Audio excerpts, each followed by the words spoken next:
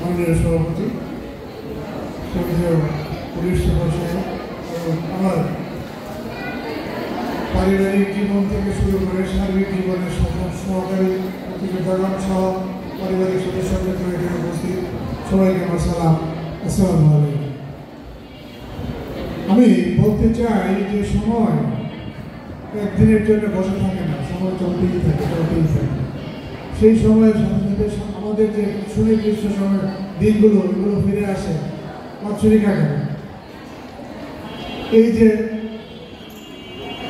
কথাগুলো বারবার আসে, বারবার চলে যায়, বারবার আসে, বারবার চলে যায়, কিন্তু আমরা কোনটাই ধরে রাখতে পারি না।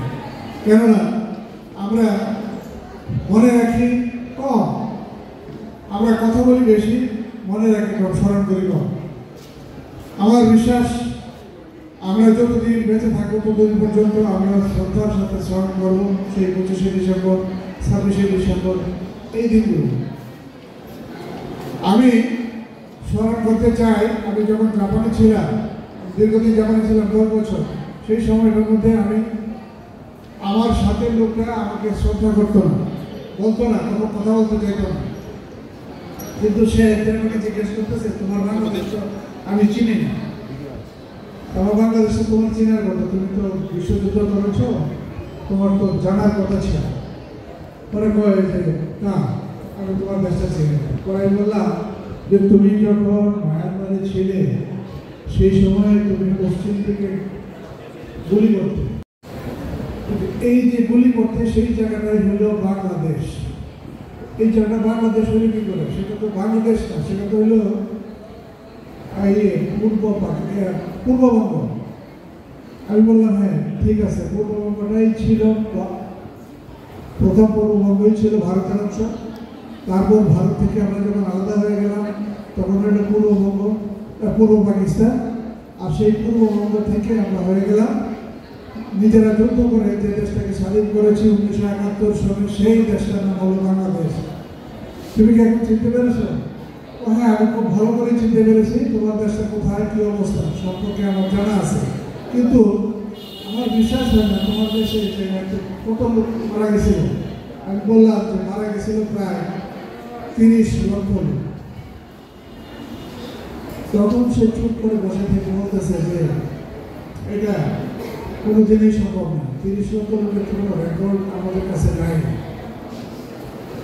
তখন আরেকটা সিটের মধ্যে বসা ছিল এক ভদ্রলোক, সেই ভদ্রলোক বললো যে হ্যাঁ আমি জানি, আমি তো ভালো করেই জানি। আমেরিকা প্রোগ্রাম চলতেছিল টিভিতে, সেই সময়ে সম্ভবত আমরা হ্যারিসন বলে আমেরিকা, সে গানটা গাইছিল বাংলাদেশকে সাহায্য করো, এবং সেই সহযোগিতার কারণে আমিও এগিয়ে গিয়েছিলাম তাদেরকে সাহায্য করার জন্য। আমি সেই সময় অনেক টাকা সাহায্য করেছি বাংলাদেশে। তো এটাও বিশ্বাস করার মতো কিছু নাই, অনেক লোকে মেরেছে সেই 25শে ডিসেম্বর, ঢাকাকে লালে লাল করে ফেলেছে। এগুলো আমরা জানি না, এই কারণে আমরা যেহেতু পাকিস্তানের সহযোগী ছিলাম আমরা কিছু কোনো খবর রাখতাম না। অত দুঃখের বিষয়, আমরা কিছুই খবর রাখি না, স্মরণ রাখি না। এই জন্যে আমাদের দুঃখ হয়, কষ্ট হয়। আরেকটা বিষয় হলো পাকিস্তানে কিছু লোক জাপানেই ছিল আমার সাথে, সে বলতেছে যে আমার বাবা ছিলেন পূর্ব পাকিস্তানের পিএমজি। সেই পিএমজি সাহেব পাকিস্তানে বাংলাদেশের অর্থাৎ পূর্ব পাকিস্তানে চাকরি করত।